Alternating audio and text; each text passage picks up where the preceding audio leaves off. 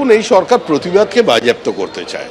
এই সরকার তো কার্যত ভারতবর্ষের সবচেয়ে অসহিষ্ণু, অসংবেদনশীল এবং প্রতিহিংসা পরায়ণ সরকার।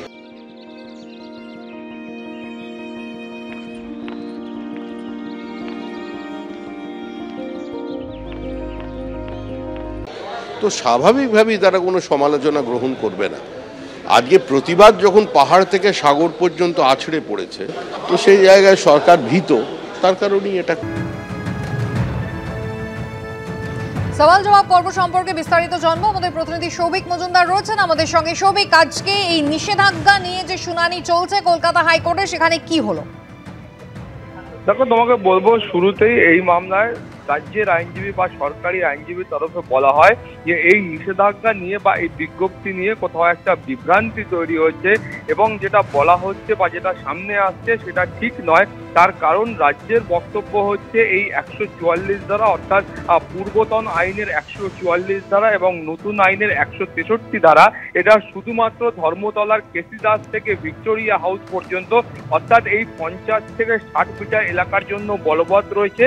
বাকি এলাকার জন্য এই 144 ধারা বা 163 ধারা সেটা কিন্তু প্রযোজ্য নয়। এবং যেখানে যেখানে আইনজীবীরা বলছেন যে এখানে 3টি জায়গার কথা উল্লেখ করা হয়েছে, একটা হলো বউবাজার থানা, একটা হলো হেয়ার স্ট্রিট থানা এবং একটা হলো হেডকোয়ার্টার ট্রাফিক গার্ড। ফলত এখানে রাজ্যের ব্যাখ্যা হলো যে ভিক্টোরিয়া হাউস এবং কেসি দাস এই যে এলাকাটা রয়েছে, এই এলাকাটা কিন্তু ওই দুটি থানা এলাকার মধ্যে এবং একটি ট্রাফিক গার্ডের এলাকার মধ্যে পড়ে।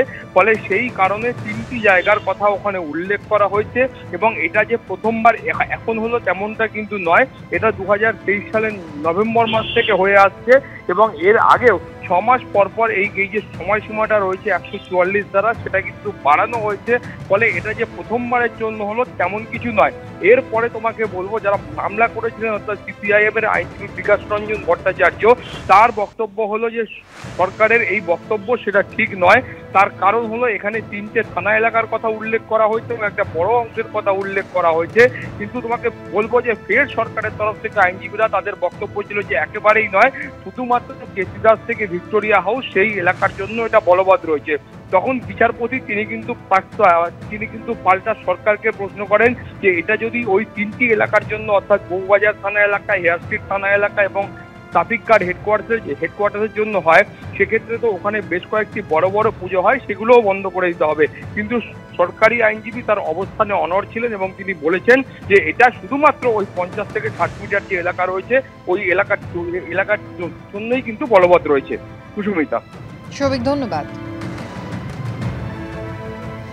জমায়েতে এই নিষেধাজ্ঞা নতুন কিছু নয়, 2023 নভেম্বর থেকে লাগু রয়েছে। আজকে রাজ্যের আইনজীবী এমনটাই জানান এবং সেখানে একেবারে নির্দিষ্ট করে দেওয়া হচ্ছে যে এই পূর্বতন 144 ধারা, যা বর্তমানে বিএনএস এর আওতায় 163 ধারা, তা কেসি দাস থেকে ভিক্টোরিয়া হাউস এই 50 থেকে 60 মিটার পর্যন্তই লাগু রয়েছে।